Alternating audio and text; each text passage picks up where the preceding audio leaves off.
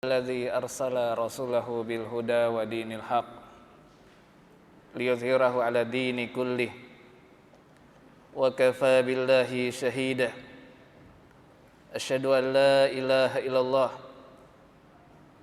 إقرارا به وتوحيدا وأشهد أن محمدا عبده ورسوله قال الله جل وعز في كتابه الكريم يا أيها الذين آمنوا اتقوا الله حق تقاته ولا تموتن إلا وأنتم مسلمون يا أيها الناس اتقوا ربكم الذي خلقكم من نفس واحدة وخلق منها زوجها وبث منهما رجالا كثيرا ونساء واتقوا الله الذي تساءلون به والأرحام إن الله كان عليكم رقيبا يا أيها الذين آمنوا اتقوا الله وقولوا قولا سديدا يصلح لكم أعمالكم ويغفر لكم ذنوبكم ومن يطع الله ورسوله فقد فاز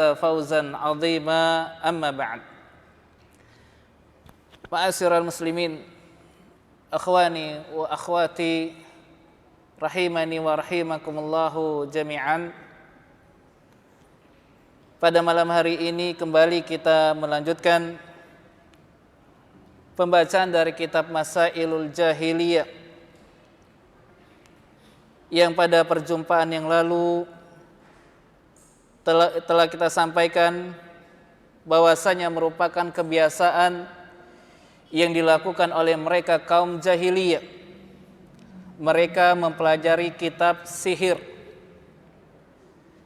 yang telah kita sebutkan ketika nama Rasul sallallahu alaihi wasallam Allah Subhanahu wa taala menyebutkan nama beliau alaihi salatu wasallam di dalam kitab-kitab mereka. Terdapat di dalam kitab Taurat, demikian juga Injil.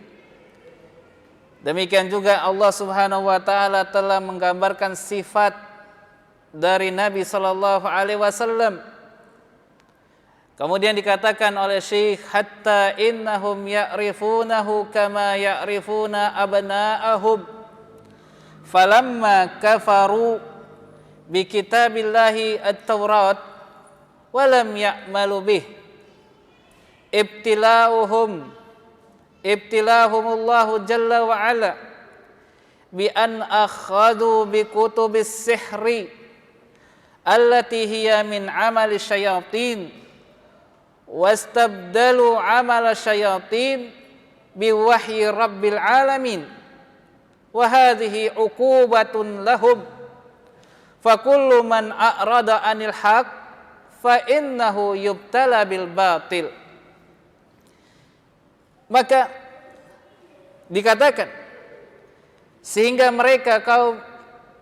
mereka Yahudi wa Nasara ini mengetahui sifat Nabi Muhammad sallallahu alaihi wasallam sebagaimana mereka mengetahui sifat anak-anak mereka. Tatkala mereka mengingkari, mereka kafir terhadap kitab Allah yang pada saat itu adalah Taurat, dan mereka tidak mengamalkannya, maka Allah Subhanahu wa taala menguji mereka dengan mereka disibukkan dengan mempelajari ilmu sihir, mempelajari kitab sihir, yang hal itu merupakan yaitu perbuatan syaitan. Maka mereka pun Yahudi wa Nasara, kaum jahiliyah, mengganti perbuatan syaitan dengan wahyu Allah Subhanahu wa taala, Rabb semesta alam. Maka hal ini merupakan azab bagi mereka. Maka siapapun yang berpaling dari kebenaran, maka dia akan diuji dengan kebatilan. Kemudian dikatakan oleh Syekh, wa kadzalika kullu man tarkil haqqi fa innahu yubtala bil batil falladhi yatruku minhum da'watar rusul minad da'wati ila tauhid wa ifradillahi bil ibadah wa bayana dzalika yubtala bi annahu yaruju lisyirki wal khurafat wa yastadallu laha wa yarawjuhu inda nas ala annaha haqqun wa hadha waqi'un katsirun minal ulama al-kharifin wa ulama al-kuburiyin badalan man ayyad'u ila tauhidillah wa ila kitabillah wa ila sunnati Rasulillah sallallahu alaihi wasallam. Maka demikian pula mereka yang meninggalkan kebenaran, maka dia akan diuji dengan kebatilan. Maka orang-orang yang meninggalkan dakwah Rasul dari dakwah kepada tauhid, yang mana dakwah tauhid ini adalah mengesahkan Allah dengan ibadah serta menjelaskannya, akan diuji dengan menyerukan kesyirikan dan khurafat, menyerukannya kepada masyarakat bahwasanya hal itu adalah suatu kebenaran. Maka hal ini, kata Syekh Shalih Fauzan hafizallah, hal ini banyak sekali terjadi dari para ulama khurafat. Ulama khurafat maksudnya adalah ulama yang selalu menceritakan dongeng-dongeng, menceritakan khayal, khayalan-khayalan, yang mereka mengklaim bahwasanya mereka bisa sholat di atas pohon kelapa dan yang seterusnya. Maka inilah yang disebut dengan ulama khurafat dan yang semisal dengan mereka. Demikian juga yang sering terjadi dari kalangan mereka para ulama yang menyembah ataupun menyeru kepada pengikutnya untuk menyembah kuburan sebagai ganti dari dakwah kepada mentauhidkan Allah, kitab Allah dan sunnah Rasulnya sallallahu alaihi wasallam. Maka mereka kaum jahiliyah, kaum musyrikin, maka mereka menyeru kepada kebatilan, berdakwah kepada menyembah kubur dan bergantung dengan orang-orang yang sudah meninggal. Maka mereka akan mencari yaitu syubhat, kerancuan-kerancuan yang mereka sebarkan di tengah-tengah masyarakat. Maka mereka menyibukkan waktu mereka di atas kebatilan, wa na'udzubillah. Maka ma'asyiral muslimin, ikhwani rahimani wa rahimakumullahu jami'an, telah kita sebutkan apa itu yang dimaksud dengan sihir. Demikian juga jenis-jenis sihir. Demikian juga yaitu solusi cara pencegahan seseorang yaitu terhindar dari sihir. Maka kita pada perjumpaan kita di malam hari ini, maka kita akan membahas yaitu merupakan kebiasaan kaum jahiliyah. Mereka menyibukkan mempelajari kitab-kitab sihir, dan termasuk bagian dari sihir adalah yaitu suatu penyakit yang diiringi dengan rasa hasad ataupun dengki, atau diiringi dengan rasa takjub. Maka dikenal dengan yaitu penyakit al-ain. Penyakit al-ain. Disebutkan di dalam kitab Fathul Majid, syarah dari kitab Tauhid, bahwasanya yang dimaksud dengan al-ain adalah isabatul ain ghairahu bi'ainihi. Disebutkan bahwasanya ain adalah penyakit ataupun gangguan yang disebabkan dengan pandangan mata. Disebutkan seseorang yang memandang, maka dengan akibat pandangannya tersebut menimbulkan gangguan pada orang yang dipandangnya ataupun media yang dipandangnya. Ini yang dimaksud dengan al-ain. Kemudian dalam hal ini juga, yaitu ketika sebuah komite fatwa yang berasal dari Arab Saudi atau yang dikenal dengan Lajnah Daimah, bahwasanya mereka mengatakan al-ain ma'khuzatun min ani yu'aini idza asabahu bi'aini wa asluha min ijab al-ain bi syai' thumma tataba'u kayfiyat nafsihi al-khabitha thumma tasta'inu ala tanfid sammuha yanzuruha ilal ma'in. Maka dikatakan oleh Lajnah Daimah, mereka mengatakan bahwasanya ain diambil dari kata anah, ya'inu, artinya adalah terkena sesuatu hal, yaitu disebabkan dari pandangan seseorang. Asalnya adalah dari kekaguman orang yang melihat sesuatu, kemudian diikuti dengan yaitu respon jiwa yang negatif. Respon jiwa yang negatif artinya ada rasanya yaitu hasad, iri. Maka hasad ataupun iri adalah sesuatu yang bisa menyesakkan dada manusia. Ini nanti akan kita sebutkan di antara sebab kenapa seseorang itu terkena penyakit ain. Maka mereka para ulama, sebab yang terbesar yang terjadi di masa-masa ini disebabkan karena kebanyakan dari manusia itu memajang foto pribadinya sendiri, foto selfie-nya. Kemudian dia pajang dan dia tidak merasa ataupun tidak sadar dari orang-orang yang melihat fotonya tersebut, ini tidak mengetahui apakah dari sekian banyak orang yang melihat foto selfie-nya tersebut, ini terkadang yaitu timbul rasa hasad ataupun dengki. Nah, ini bagi yang sering upload foto di sosmed, ini penyebab terbesarnya. Antum nggak kerasa, masya Allah, antum masya Allah liburan, kemudian selfie, kemudian masya Allah orang terkadang masya Allah orang-orang yang Allah Subhanahu Wa Taala itu menakdirkan dirinya yaitu memiliki suatu kekurangan atau dengan kata lain dari kalangan fuqara wa masakin, ini terkadang masya Allah ini terkadang membuat diri mereka sedih. Iya.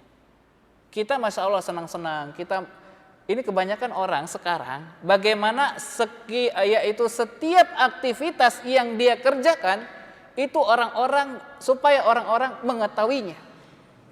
Ini yang sering terjadi. Ya. Ini hati-hati ya ikhwan. Para ulama juga memandang, maka itu suatu hal yang tidak baik ataupun suatu hal yang dihindari ketika kita tanpa sadar mengupload yaitu makanan. Nah, kadang kita kan iseng ya. Sekarang ini banyak mendadak menjadi fotografer. Setiap apa-apa itu dicekrek. Kemudian bikin status di WA-nya atau yang semisalnya.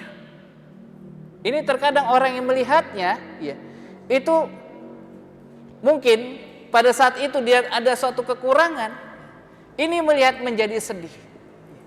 Menjadi perasaan sedih. Kita tidak tahu dari sekian banyak orang yang melihat status kita tersebut, barakallahu fikum, itu terkadang ada rasa hasad ataupun rasa dengki. Sekarang kalau sudah terjadi demikian, siapa yang disalahkan? Yang disalahkan HP-nya atau orangnya atau kita sendiri? Maka jangan ada kita menyalahkan siapapun, maka salahkan diri kita sendiri.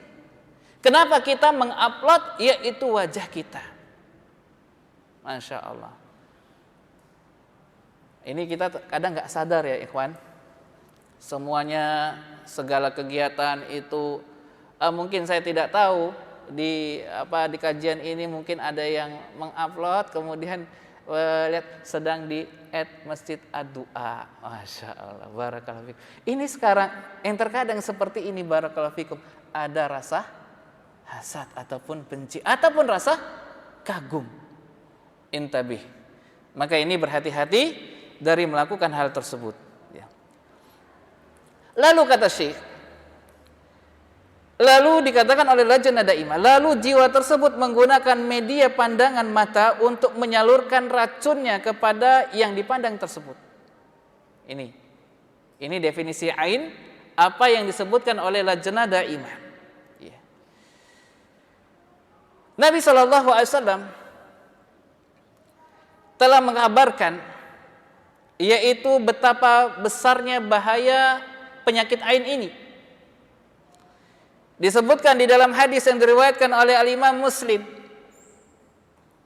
Kata Nabi sallallahu alaihi wasallam menyatakan al-ainu haqqun walau kana syai'un sabaqal qadar sabaqathu al-ain.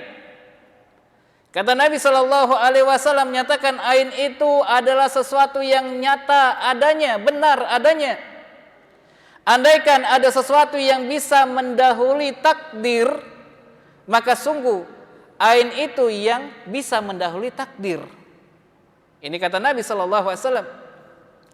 Demikian juga dalam hadis yang diriwayatkan oleh Imam Muslim dari Ummul Mukminin Aisyah radhiyallahu anha wa ardhah. Bahwasanya beliau berkata, kana Rasulullah sallallahu alaihi wasallam ya'muruni an astarqiya minal aini. Dahulu Rasul sallallahu alaihi wasallam meminta diriku agar aku diruqyah untuk menyembuhkan ain. Ini Aisyah, ya. Nabi sallallahu alaihi wasallam memerintahkan kepada Ummul Mukminin Aisyah untuk mengobati ain itu, caranya adalah dengan cara diruqyah. Demikian juga telah kita sebutkan dalam hadis yang pada pertemuan yang lalu, bahwasanya dikatakan oleh Rasul sallallahu alaihi wasallam, la ruqyata illa bi ainin wa hummatin.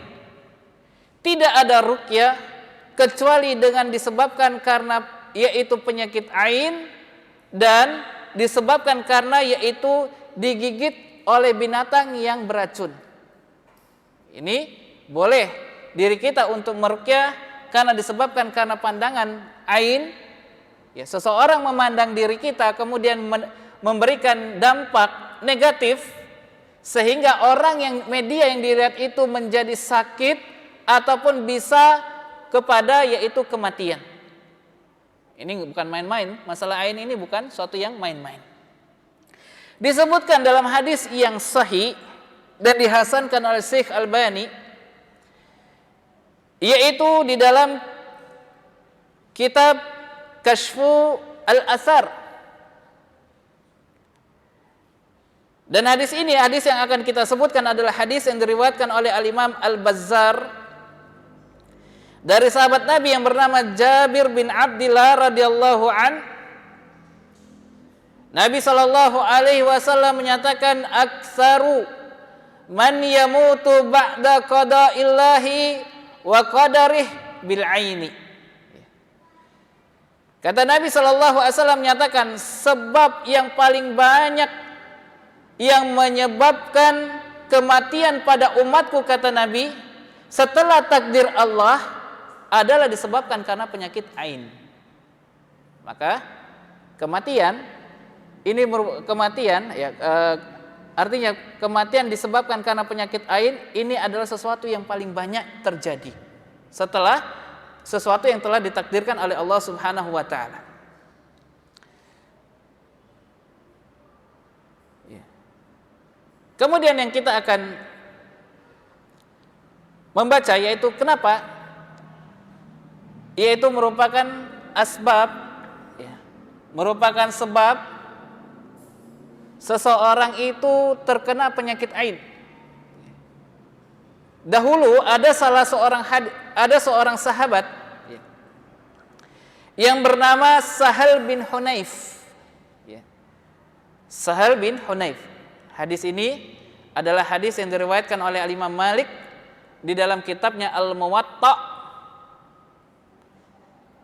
dan disahihkan oleh Syekhul Albani rahimallahu taala dari sahabat Nabi yang bernama Abu Umamah bin Sahal. Dirinya berkata, Iktasil Abi Sahal ibnu Hunayf bil Kharrar fanaza'a jubbatan kanat alaihi wa Amir bin Rabi'ah yanzuru qala wa kana Sahal rajulan abyad hasan al-jildi qala faqala Amir bin Rabi'ah ma ra'aitu kal yaumi wala jilda adra fawa'ika Sahl makanah fashtadda waqquhu fa'utiya Rasulullah sallallahu alaihi wasallam fa akhbira anna Sahlan wa'ika wa annahu ghairu ra'ihi ma'aka ya Rasulullah. Fatahu Rasulullah sallallahu alaihi wasallam fa akhbarahu Sahal billadzi kana min sya'ni Amir bin Rabi'ah. Faqala Rasulullah sallallahu alaihi wasallam alama yaqtulu ahadukum akha ala barakta innal aina haqqun tawadda lahu fatawadda lahu Amir ibnu Rabi'ah faraha Sahal ma'a Rasulillah sallallahu alaihi wasallam laisa bihi ba'su. Naam. Disebutkan oleh sahabat yang bernama Abu Umamah bin Sahal, dirinya berkata, suatu saat ayahku, siapa ayahnya? Sahal bin Hunayf, sahabat Nabi. Suatu saat, suatu ketika ayahku yang bernama Sahal bin Hunayf mandi di Kharar. Maka dia membuka jubahnya, bajunya, yaitu jubah yang dia pakai. Dan pada saat itu ada seorang sahabat juga yang bernama Amir bin Rabi'ah. Ketika itu dia melihat badan yang dimiliki oleh Sahal bin Hunayf. Kenapa dengan badan Sahal bin Hunayf? Ternyata Sahal bin Hunayf ini badannya itu sangat putih. Lebih putih daripada seorang wanita. Masya Allah. Sahabat Sahal bin Hunayf ini memiliki yaitu fisik bahwasanya kulitnya itu berwarna putih. Ini dilihat oleh sahabat yang bernama Amir bin Rabi'ah. Maka Amir bin Rabi'ah mengatakan, aku tidak pernah melihat kulit indah yang seperti yang kulihat pada hari ini. Masya Allah. Nah, ini ada perhatian yang suka memamerkan badannya, Masya Allah, hati-hati kena ain. Barakallahu fikum. Ini hati-hati terkena ain. Ini sahabat saja bisa terkena ain, lalu bagaimana dengan kita yang bukan sahabat? Siapa yang terkena ain pada saat ini? Sahal bin Hunayf. Masya Allah. Maka Sahal pun tiba-tiba jatuh sakit seketika. Di tempat itu pingsan. Dan sakitnya itu semakin bertambah parah. Maka hal ini dikadukan kepada Nabi SAW. Yang para sahabat mengkabarkan bahwasanya Sahal bin Hunayf sedang sakit. Dan ia tidak bisa berangkat bersama dengan Nabi. Maka Nabi SAW datang menjenguk Sahal. Kemudian Sahal bercerita kepada Rasul tentang apa yang dilakukan oleh Amir bin Rabi'ah. Amir bin Rabi'ah itu melihat, tetapi Amir bin Rabi'ah ini tidak mengucapkan yaitu zikir, tidak memuji Allah Subhanahu wa taala. Maka Rasulullah sallallahu alaihi wasallam bersabda, Mengapa seseorang menyakiti saudaranya? Mengapa engkau tidak mendoakan keberkahan ketika melihat tubuh yang putih yang dimiliki oleh saudaramu tersebut? Yang dimiliki oleh siapa? Sahal bin Hunayf. Kemudian kata Nabi SAW menyatakan, sesungguhnya penyakit ain itu benar adanya, maka berwuduklah untuknya. Maka Amir bin Rabi'ah berwuduk, yang mana bekas air wudhu itu untuk disiramkan kepada yaitu Sahal, tubuhnya Sahal. Maka Sahal pun sembuh kemudian dan berangkat bersama dengan Rasul sallallahu alaihi wasallam. Maka dalam hadis ini disebutkan tentang yaitu asal muasal yaitu penyakit ain. Yang mana pada saat itu Nabi sallallahu alaihi wasallam ini memberikan nasihat kepada Amir bin Rabi'ah, yang mana pada saat itu Amir bin Rabi'ah melihat tubuh dari Sahal bin Hunayf dan tidak mengucapkan doa keberkahan kepada Sahal bin Hunayf. Kemudian dalam hadis ini kita bisa mengambil pelajaran, di dalam hadis ini juga diberikan yaitu solusi untuk menyembuhkan penyakit ain, yaitu dengan cara yaitu orang yang melihat, orang yang dipandang, itu meminta kesediaan orang yang melihat dirinya untuk berwudu, dan air wudu tersebut disiramkan kepada orang yang sakit yang terkena penyakit ain tersebut. Barakallahu fikum. Ini yang disebutkan di dalam hadis. Naam.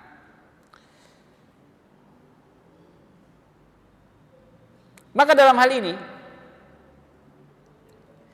dikatakan oleh Al-Imam Ibnu Qayyim rahimallahu taala di dalam kitabnya At-Tibun An-Nabawi,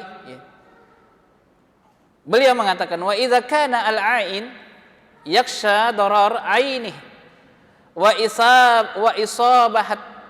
isabatuha lil mu'in falyadfa syarruha biqaulihi Allahumma barik alaihi. Maka dikatakan oleh Al-Imam Ibnu Qayyim rahimallahu taala ketika beliau mengomentari hadis ini, hadis yang diriwayatkan oleh Al-Imam Al-Bazzar,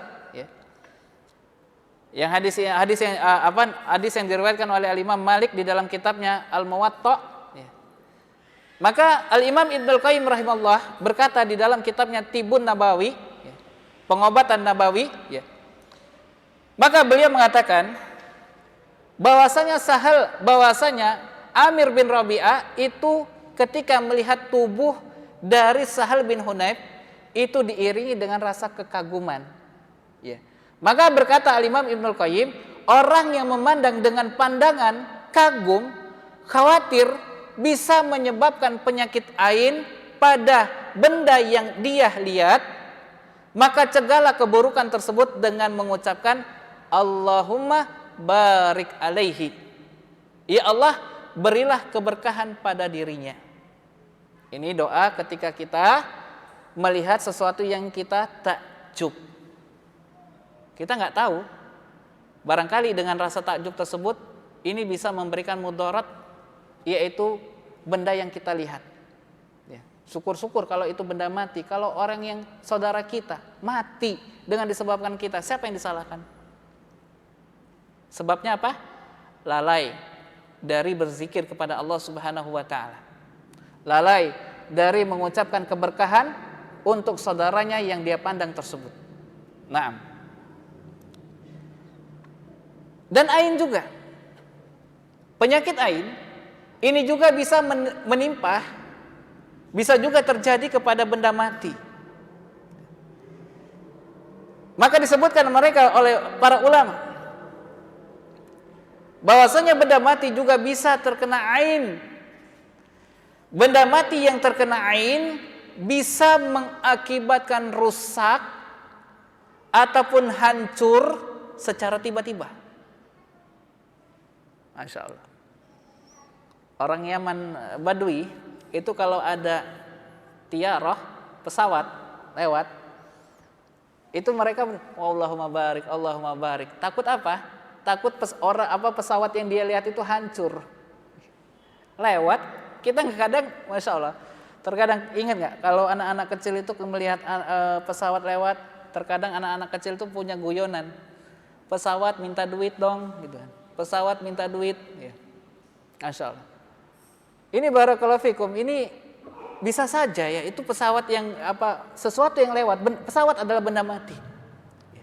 Sesuatu yang lewat, tetapi kita tanpa kita sadari kita adanya rasa kagum, decak kagum, kemudian ataupun adanya suatu iri. Ya, mungkin ada yang melihat pesawat kemudian dia belum pernah naik pesawat, dia iri hasad, tiba-tiba pesawatnya bisa meledak. Ini saja mungkin bisa terjadi. Ya, jangan kita sepelekan, yaitu penyakit ain ini. Ya. Nabi Shallallahu Alaihi Wasallam, ya, di dalam hadis Nabi Shallallahu Alaihi Wasallam bersabda ataupun berdoa, yaitu dalam hadis yang diriwayatkan oleh Al-Imam Abu Daud dan disahihkan oleh Syekhul Albani rahimallahu taala di dalam kitabnya Sahih Abu Daud. Nabi sallallahu alaihi wasallam mengajarkan kepada kita, yaitu ketika melihat, meminta keselamatan dunia, demikian juga keselamatan bagi keluarga kita dan hartanya. Maka Nabi sallallahu alaihi wasallam mengajarkan sebuah doa, Allahumma inni as'aluka al-afwa wal afiyah fi dini wa dunya wa ahli wa mali. Ini Nabi sallallahu alaihi wasallam menyatakan, ya Allah, aku meminta ampunan dan keselamatan pada agamaku, duniaku, keluargaku dan hartaku. Ini yang diajarkan Nabi sallallahu alaihi wasallam. Demikian juga dikatakan oleh Al-Imam Ibnu Katsir. Beliau mengatakan ketika menafsirkan firman Allah Subhanahu wa taala di dalam surat Al-Kahfi ayat yang ke-39, kata Al-Imam Ibnu Katsir rahimallahu taala mengatakan, qala ba'dus salaf man a'jabahu syai' min halihi aw malihi aw waladihi falyaqul masya Allah la quwwata illa billah. Ya. Wa hadza ma'khudun min hadhil ayat al-karimah. Ya.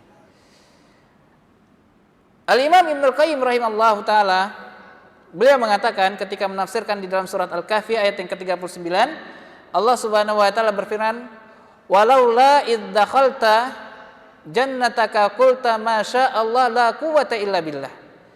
Intarani ana aqalla minka malan wa walada.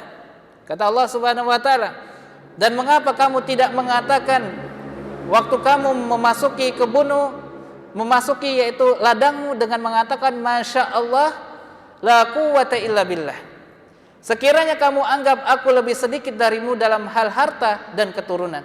Maka berkata Imam Ibnu Katsir ketika menafsirkan ayat ini, maka sebagian salaf, orang-orang terdahulu yang soleh mengatakan, orang yang kagum pada keadaannya atau hartanya atau pada anaknya, maka hendaknya ucapkan masya Allah la quwwata illa billah.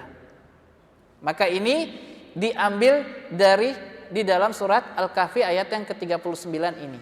Ya. Maka ini Al-Imam Ibnu Qayyim rahimallahu taala, Al-Imam Ibnu Katsir rahimallahu taala, berdasarkan di dalam ayat surat Al-Kahfi ini, maka ketika kita melihat ya suatu benda ataupun melihat anak kecil, maka ucapkanlah masya Allah la quwwata illa billah. Ya, ini dia. Kalau di Yaman itu orang-orang ya, ketika melihat anak kecil itu mereka itu selalu mengucapkan masya Allah, tabarakallah ya. Ini mereka selalu mengucapkan demikian. Karena bisa saja karena dia lalai ya. Ataupun ketika adanya decak kagum ketika melihat anak kecil yang lucu ya. Terutama kalau barakallahu fikum orang-orang Yaman itu kalau melihat orang Indonesia, anak-anak kecil itu seperti mereka mengatakan seperti orang Cina, sini, ya. Sini, anto sini, kamu orang Cina ya. Karena apa? Karena perawakan orang Indonesia ini, ya maaf, ya matanya terkadang sipit, kemudian juga hidungnya terkadang agak sedikit belesek ke dalam, ya. Barakallahu fikum, ya. Masuk ke dalam maksudnya agak agak nggak mancung gitu, ya. Masya Allah. Ini barakallahu fikum, ini sampai mereka itu selalu mengucapkan masya Allah, tabarakallah. Itu mereka nggak menciumnya itu cara dengan ini. Kemudian ditaruhkan ke pipi anak tersebut. Nah, kalau orang Indonesia itu dicium habis, masya Allah, sampai masya Allah, masya Allah. Jarang ngomong masya Allah, jarang orang Indonesia itu mengucapkan masya Allah. Iya, masya Allah, manis bener ini, masya Allah. Cara buatnya kayak mana ini, pinter ya kamu bikin anak, masya Allah. Barakallahu fikum. Apa resepnya ini? Masya Allah. Ya. Ini dia. Kemudian ikhwani wa akhwati rahimani wa rahimakumullahu jami'an. Ya. Pembahasan yang berikutnya adalah telah kita sebutkan, ya, pandangan mata bagaimana yang bisa menyebabkan ain. Yang pertama, disebabkan karena rasa hasad, iri ataupun dengki. Yang kedua disebabkan karena yaitu pandangan yang mata yang kagum. Naam.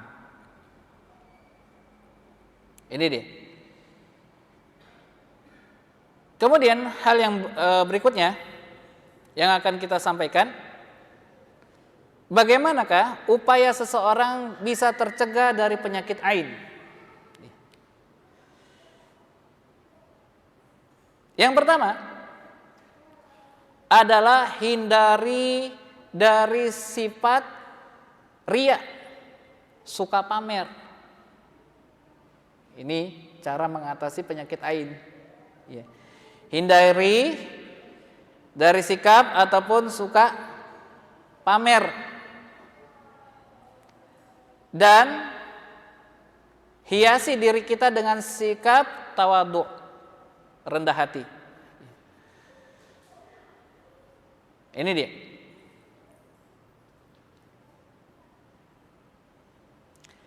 Yang kedua, disebutkan di dalam kitab seorang ulama Yaman, Syekh Utsman As-Salimi.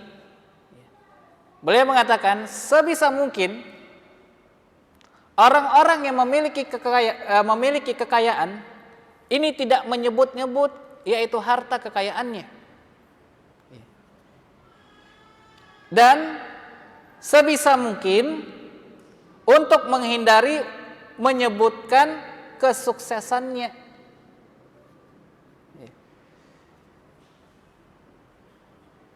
Dan sebagaimana yang telah disinggung dan disampaikan, dan sebisa mungkin untuk tidak memamerkan foto dirinya pribadi ataupun foto istrinya ataupun foto dirinya, foto suaminya, foto anaknya, dan hal-hal yang lainnya yang bisa menimbulkan yaitu iri dan dengki tersebut.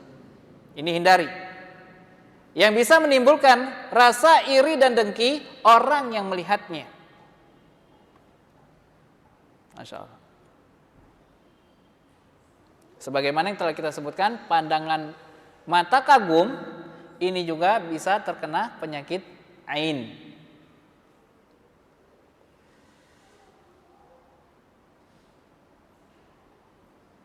Yang berikutnya adalah upaya seseorang untuk terhindar dari penyakit ain adalah hendaknya dirinya untuk menjaga dan memelihara seluruh kewajiban dan menjauhi segala larangan Allah. Menjaga kewajiban dan larangan Allah.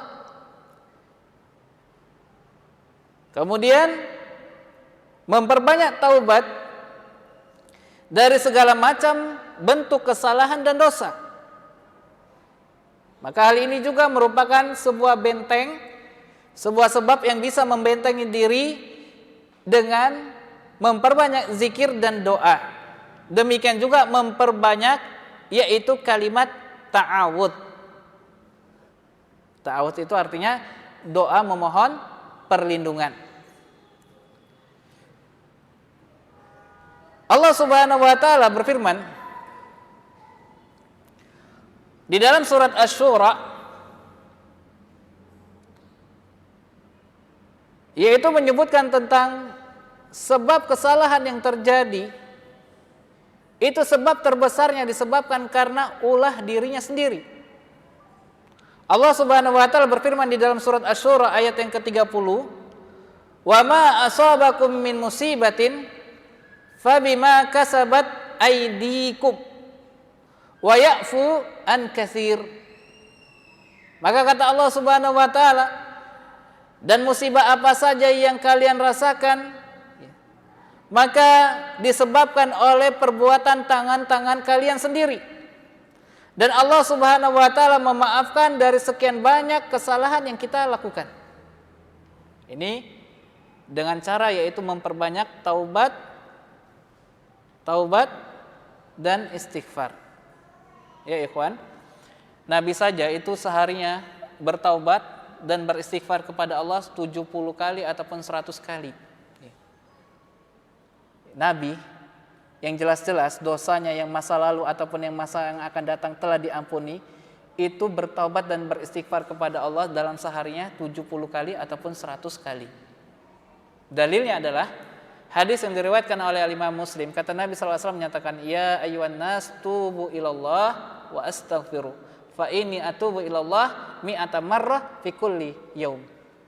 Kata Nabi SAW menyatakan, "Wahai sekalian manusia, bertaubatlah dan beristighfarlah kepada Allah, karena sesungguhnya aku," kata Nabi, "dalam satu harinya bertaubat dan beristighfar kepada Allah sebanyak 100 kali." Ini Nabi. Lalu kita ini gak ada jaminan masuk surga, mau sombong, gak mau bertaubat dan beristighfar kepada Allah. Iya, ini dia. Demikian juga Allah Subhanahu wa taala berfirman di dalam surat Ar-Ra'd ayat yang ke-28, "Ala bizikrillah tatmainul qulub." Maka dengan mengingat Allah, maka hati itulah yang bisa menjadikan hati itu menjadi tentram. Ini dia.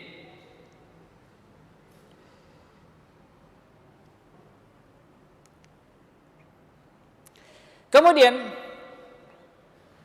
bagaimanakah cara mengobati seseorang yang terkena penyakit ain?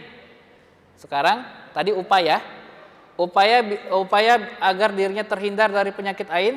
Sekarang kalau orang yang terkena, bagaimanakah cara mengobatinya? Maka cara yang pertama, sebagaimana yang telah disebutkan juga, adalah mandi ya dari air bekas, mandi orang yang menyebabkan ain. Seperti hadis apa? Hadis siapa? Yaitu Umamah bin Sahal. Umamah bin Sahal. Demikian juga disebutkan dalam hadis yang diriwayatkan oleh Imam Muslim dari sahabat Nabi yang bernama Ibnu Abbas radhiyallahu anhuma. Nabi sallallahu alaihi wasallam bersabda, "Al-ainu haqqun walau kana shay'un sabaqal qadar la sabaqatu al-ain wa idza staksiltum faksilu." Maka dalam hadis ini Nabi SAW memberikan solusi tentang orang yang terkena penyakit ain, cara mengobati penyakit ain. Maka dalam hadis ini disebutkan ain itu benar adanya andaikan ada suatu perkara yang bisa mendahului takdir, maka itulah disebabkan karena ain. Maka jika kalian mandi, maka gunakanlah air mandinya itu untuk memandikan orang yang terkena ain. Ini caranya. Cara mengobatinya adalah dengan dimandikan. Dan ya, air yang terutama bekas air wudhu tersebut dikumpulkan, kemudian dimandikan kepada orang yang terkena penyakit ain. Terutama lebih khusus lagi orang yang melihatnya ini berwudhu dan bekas air wudhunya diberikan kepada orang yang terkena penyakit ain tersebut. Ya. Yang kedua,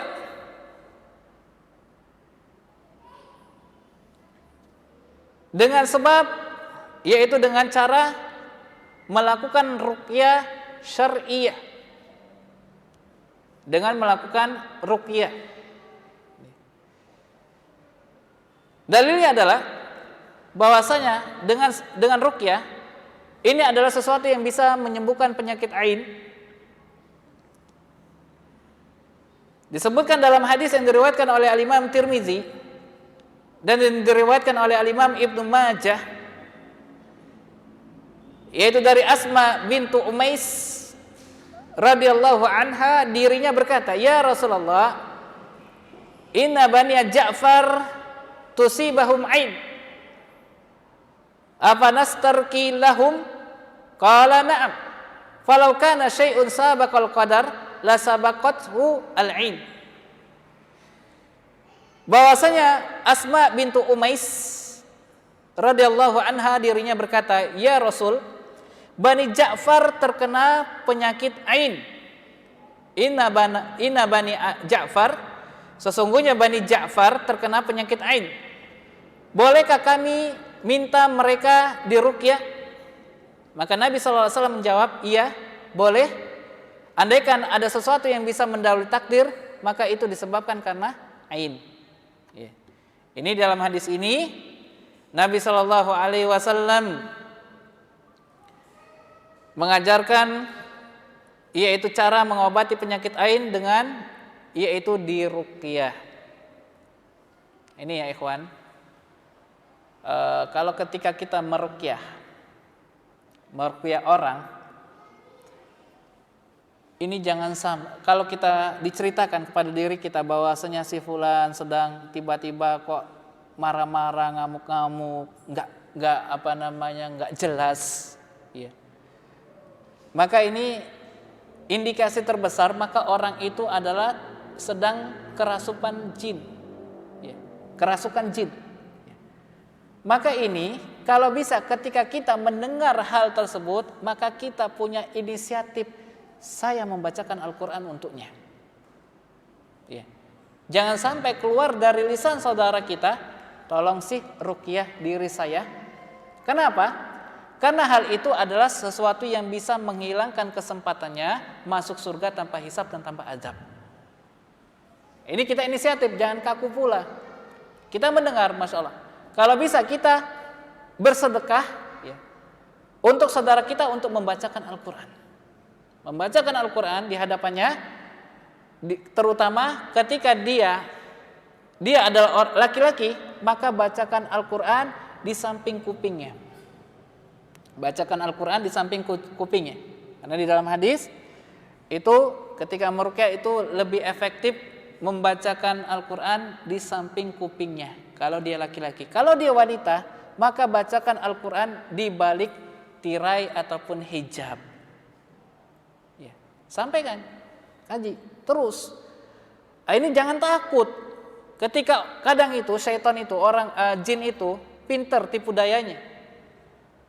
Ya, kita baca Al-Quran, dia terkadang koreksi bacaan Quran kita. Tajwid kamu nggak benar. Nah ini kadang down.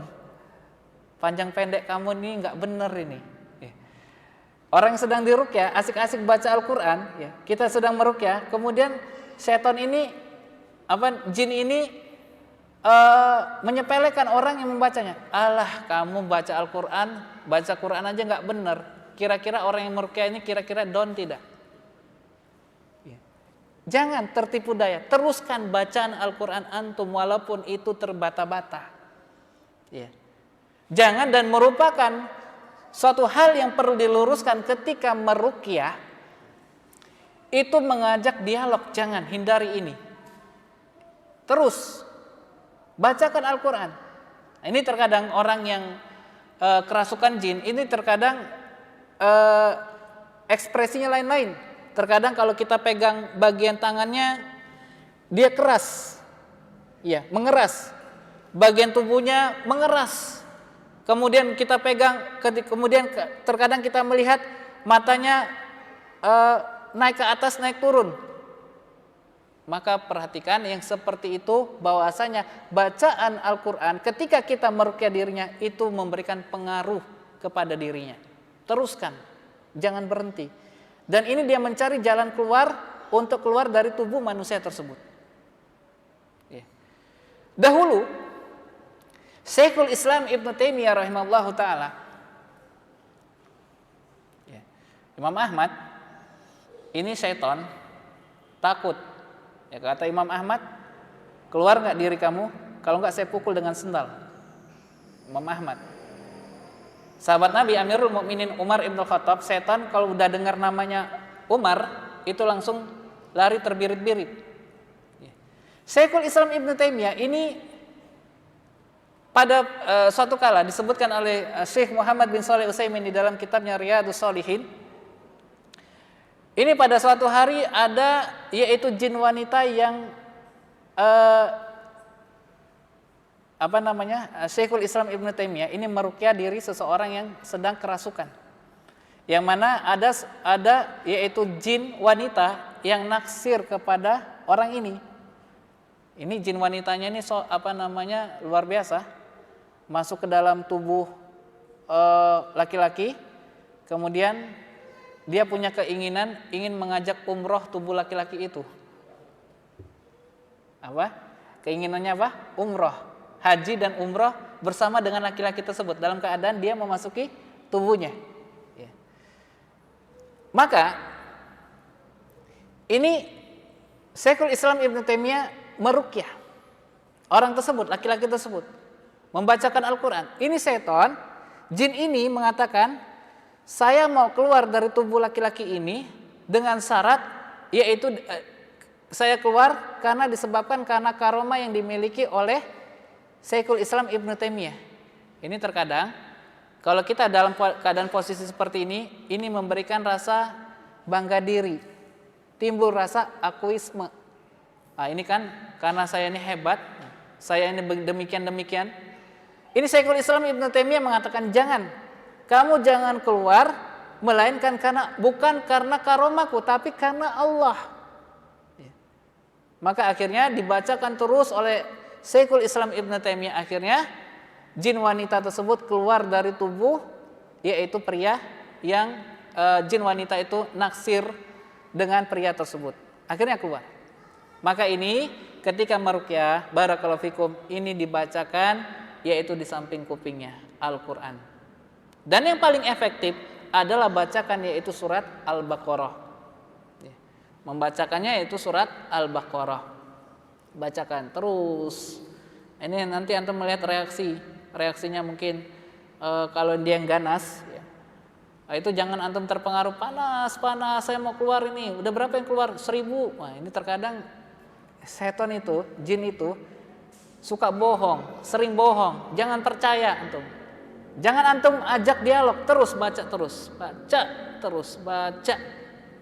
Sekiranya akhirnya dia pingsan, itu menandakan bahwasanya jin yang di dalam tubuhnya tersebut telah keluar. Ini dia. Barakallahu fikum. Alhamdulillah. Selesai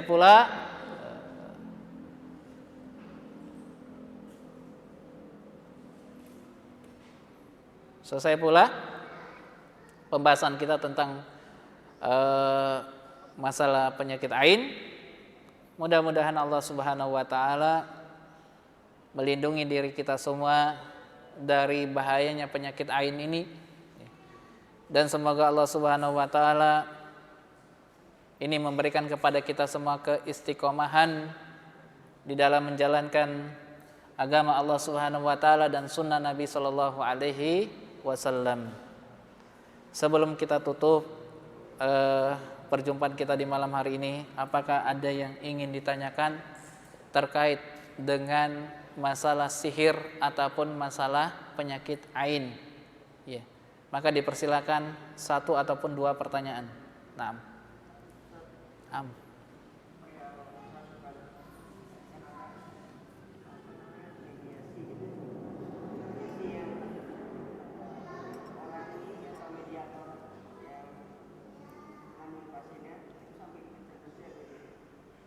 Meruqyahnya dipencet-pencet.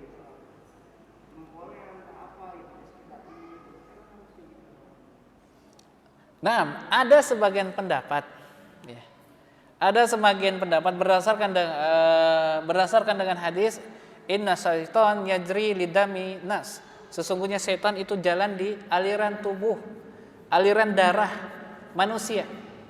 Maka berdasarkan hadis ini ada sebagian ulama ini memperbolehkan bagian tubuh yang menonjol, ya, ini seperti telapak tangan ataupun telapak kaki ini dipencet-pencet, karena ini adalah sesuatu melemaskan dari yaitu makarnya, ya, dari sihirnya tersebut, dari kerasukan jin tersebut. Ini merupakan sebuah pendapat, ya. Apakah boleh melakukan demikian? Maka jawabannya jaiz, selama itu ada dalilnya.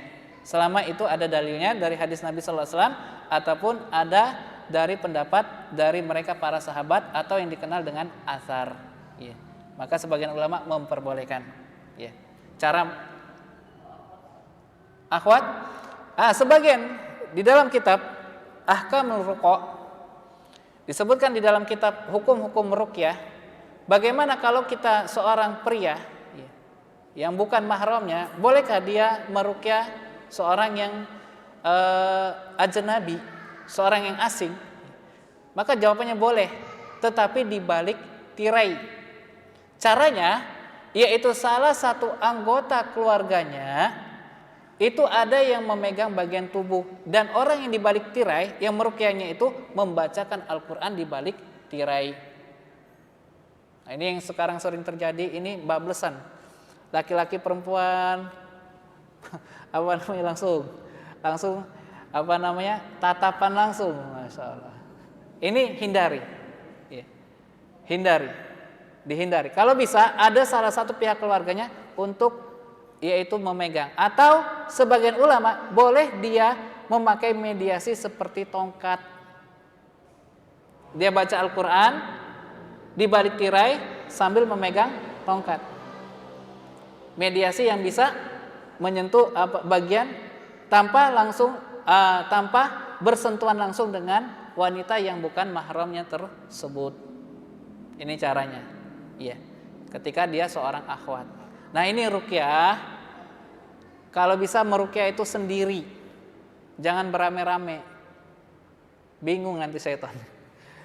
Ini sendiri aja dia bacakan, salah seorang yang berani, pokoknya yang berani, bahwasanya ruqyah ini, ya, yang menyembuhkan itu adalah Allah. Ruqyah ini merupakan wasilah, maka kita harus meyakini yang menyembuhkan itu adalah Allah. Ruqyah ini adalah sesuatu wasilah saja. Jangan kita menjadikan sebab terbesar itu karena ruqyah, salah. Ini termasuk syirik.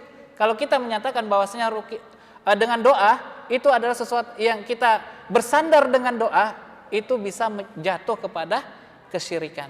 Tapi kita bersandar hanya kepada Allah, ya, bersandar hanya kepada Allah Subhanahu Wa Taala. Dan kita meyakini bahwasanya yang bisa menyembuhkan adalah Allah. Adapun ruqyah ini merupakan wasilah yang dicontohkan oleh Nabi sallallahu alaihi wasallam. Maka orang yang meruqyah, tauhid seseorang yang meruqyah ini sangat berpengaruh kepada orang yang sedang diruqyah. Ya, kalau antum jarang-jarang sholatnya, ya setannya ketawa. Lah kamu aja sholat aja nggak pernah gitu kan, mau ruqyah katanya. Diketawain sama setan. Ini masalah terjadi, ikhwan. Beberapa waktu yang lalu, beberapa tahun silam, ada seorang ikhwah meruqyah, ya, saudaranya kaum muslimin. Dia baca, ya, jinnya ini nyelenek, ngejek, ngebuli orang yang meruqyahnya.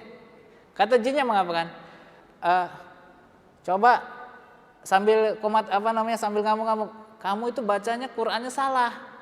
Coba, ini seharusnya huruf ain, bukan huruf hamzah. Kamu bacanya seharusnya alhamdulillahirabbil alamin, bukan alamin. Ya, diajarin sama jinnya. Barakallahu fikum. Ini terjadi. Akhirnya si ikhwah tadi karena down, akhirnya dia mundur. Ini jangan. Kalau kita posisi seperti ini, jangan kita surut semangat kita untuk membacakan Al-Quran. Terus kita bacakan sampai dirinya melemah. Ya. Jelas? Ada lagi? Nah, ini pesan ya. Mulai sekarang yang punya foto-foto diri yang suka di-upload di medsos ini dihindari. Karena ini adalah upaya untuk terhindar dari penyakit al-ain.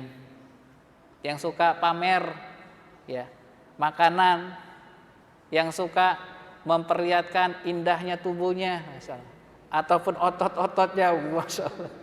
Ini hindari, barakallahu fikum. Ya. Naam, insyaallah. Kita nggak tahu, ya sekarang sehat tiba-tiba mana si fulan? Oh sakit Ustadz, kenapa? Nah ini jangan-jangan ada yang dia upload ataupun dia lupa hapus sehingga orang yang melihat dirinya itu menyebabkan dirinya sakit. Masya Allah, ini apalagi para wanita, para akhwat terutama ini yang banyak upload foto-foto dirinya di medsos. Ini merupakan ajang tukang sihir untuk mengambil media wajah-wajah Anda untuk disihir. Ya. Masya Allah. Orang-orang yang punya penyakit hati di dalam hatinya, laki-laki yang punya penyakit dalam hatinya melihat, terkadang jadi bahan khayalan bersama dengan si fulana. Siapa yang salah? Siapa yang salah? Maka jangan ada yang kita salahkan, maka salahkan diri kita sendiri. Ya. Ini dia. Naam, barakallahu fikum. Artinya kalau mau sesuatu ya gambar-gambar pemandangan lah, ya. Gambar-gambar pemandangan dan yang semisalnya. Naam. Jelas? Ya, satu lagi.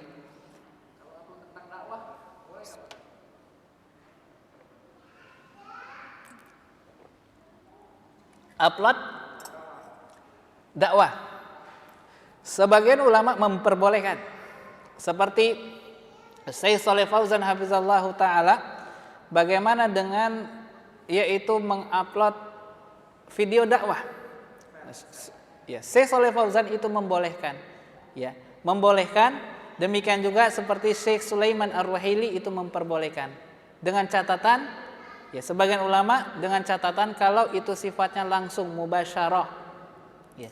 Adapun untuk menjadikan suatu dokumentasi itu dihindari. Itu dihindari. Allahu a'lam, beberapa hari yang lalu ini ada kalam dari Syekh Shalih Fauzan memperbolehkan, yaitu untuk dakwah. Masalah dakwah. Syekh Shalih Fauzan hafizallahu taala. Nah, yang sekarang sering terjadi, ini hindar. Yang sering terjadi itu mengikuti kebiasaan orang banyak. Ya. Apa yang tren sedang masa itu maka dia ikut-ikutan. Ini dihindari. Walaupun itu tujuan dakwah, maka hal ini dihindari. Ya. Artinya ada mungkin dia di pantai, kemudian sambil dia begini, ini nggak diperbolehkan oleh para ulama, kecuali dia sifatnya langsung. Ya. Langsung demikian yang atau diperbolehkan dalam rangka untuk memberikan pengajaran seperti mencontohkan sifat gerakan sholat Nabi, wudu, atau tata cara ketika mengurus jenazah dan yang semisalnya, maka hal ini diperbolehkan. Ya, maka dalam hal ini diperbolehkan walaupun di sana ada yaitu perbedaan pendapat di kalangan para ulama. Perbedaan di kalangan para ulama.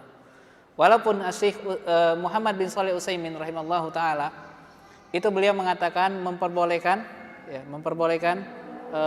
barakallahu fikum langsung, ya, karena beliau menganalogikannya seperti cermin. Tetapi ini awal pendapatnya. Tetapi sebelum wafatnya Syekh Muhammad bin Shalih Utsaimin, ini Syekh Muhammad bin Shalih Utsaimin tentang permasalahan gambar ini sangat ketat. Ya, beliau sangat ketat, sangat berhati-hati dan beliau merevisi fatwanya yang pertama. Ini pendapat dari Syekh Muhammad bin Shalih Utsaimin rahimallahu taala.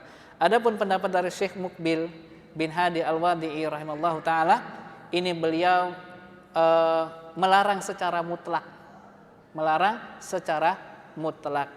Wallahu a'lam bishawab. Artinya di situ ada perbedaan pendapat di kalangan para ulama.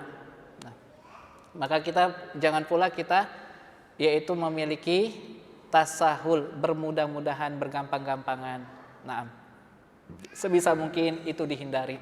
Sebisa mungkin itu dihindari, kecuali ada maslahatnya, ada suatu maslahatnya. Wallahu a'lam bissawab. Ya. Mungkin ini saja perjumpaan kita pada malam hari ini. Naktafi bihadzal qadar. Subhanakallahumma bihamdik asyhadu alla ilaha illa anta astaghfiruka wa atubu ilaik. Assalamualaikum warahmatullahi wabarakatuh.